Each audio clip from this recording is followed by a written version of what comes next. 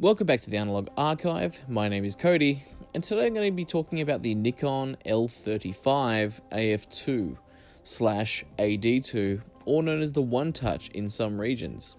Now, it goes by a few different names, but the biggest difference I can find online is that the AD2 has an automatic date function.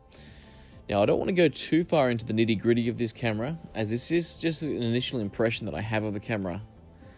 So far, I've only had the opportunity of running a single roll of film through it, but from what I've got so far, I'm pretty happy with the results. Now, the camera uses a standard autofocus system.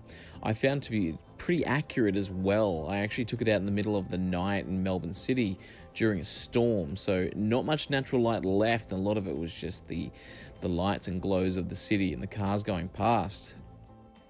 Even in the low light, the camera did really well, and I'm overall really impressed with this first roll I've run through it.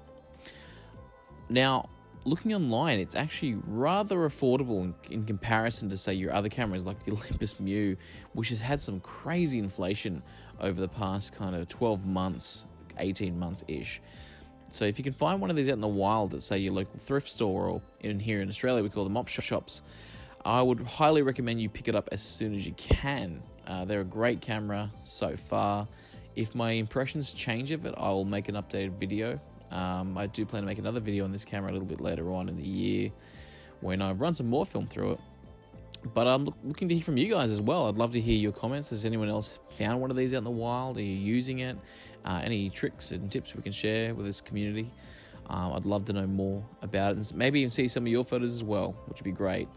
Anyway, guys, this is just a quick video, just my initial impression, so I'm going to sign off. Thanks for watching, and look forward to hearing from you guys in the future. Cheers. Bye.